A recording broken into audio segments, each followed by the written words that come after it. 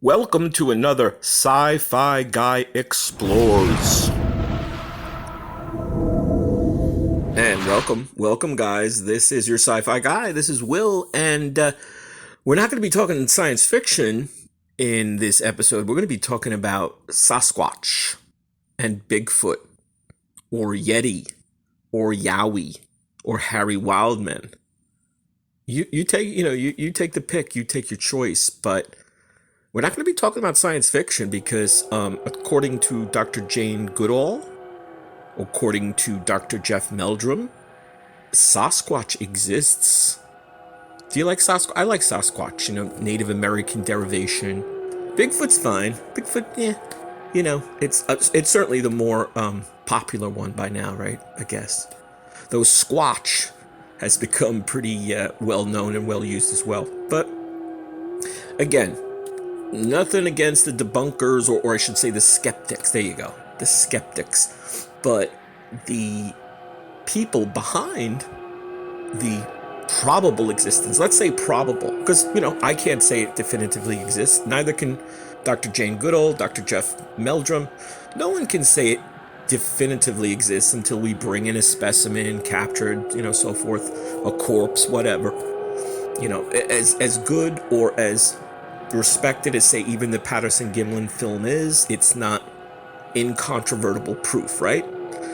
So, but the thing about, my, attitude and my sort of, I guess, reaction to the real hardcore skeptics is, why are you so invested in making this into a quote-unquote, sideshow or circus, an embarrassing, spectacle for all concerned? I mean, again, the idea, you don't have to believe it, and there are times, that I don't even really believe, or meaning I can't say definitively that anything exists, true, but the articles I've read, the documentaries I've watched, and when you look at, again, Dr. Jane Goodall, the most respected primatologist in the world, right? She is the most respected and knowledgeable scientists on chimpanzees and primates. Now, she doesn't say it definitively exists, of course, but she thinks it probably does. She says she probably, in I guess several interviews she's had, she said it probably exists. She thinks it does, but she can't say for sure. Dr. Jeff Meldrum, professor from Iowa, he is, I guess, a lot more invested, and he will say that, it most likely, of course, it exists. He has, I think, one of the greatest collections of Bigfoot casts of the footprints. And since he's an expert in that area, in locomotion, animal locomotion, he can say pretty expertly that the casts that he has couldn't be hoaxed. I mean, there's some real clever people out there, and they can hoax things that would blow your little mind, right? But according to Dr. Meldrum, most of his casts probably could never be hoaxed. And I think for me, that's the most important part of it, is when someone like a Dr. Meldrum, someone like a Dr. Jane Goodall, and there's more that, we're talking about expert scientists, true, people who devote their time and career to the study of things that other people dismiss. Oh, there's nothing there. I see Bigfoot in a Slim Jim commercial, or what's that? I think that it's called Purple, the sort of memory foamish devices, whatever, for bedding, mattresses, and chairs.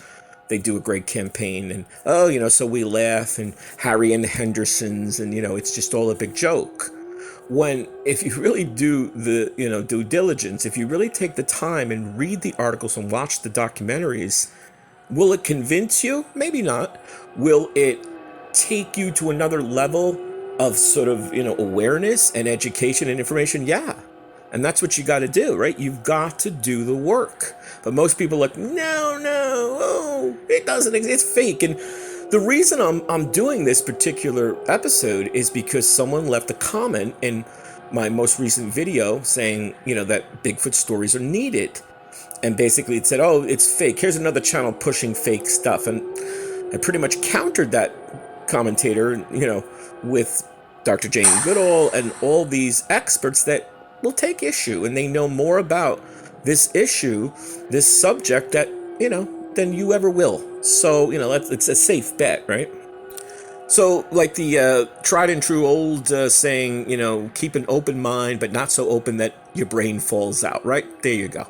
And that's how I look at it. I can't say anything about proof, that's for sure, but I would like to keep this open mind to say there's too many reports, not just in this country, pretty much every nation, pretty much everywhere in the world, that there are these large, super hairy hominids, missing links, Gigantopithecus, large gorilla ape-like creatures that are roaming the countryside and the terrain. So, we'll see. Thanks for listening, guys. And again, please contact us with some stories. We're going to do a nice series, probably multi-episode, exploration of this, because this has been going on for decades, really centuries. But in the modern era, since the Patterson-Gimlin film, and that was, I think, 68 or 9, so you're talking about well over 50 years. So we're going to have a lot of exploration, guys, and hope you're subscribing. If not, just hit the subscribe button, and we'll see you soon.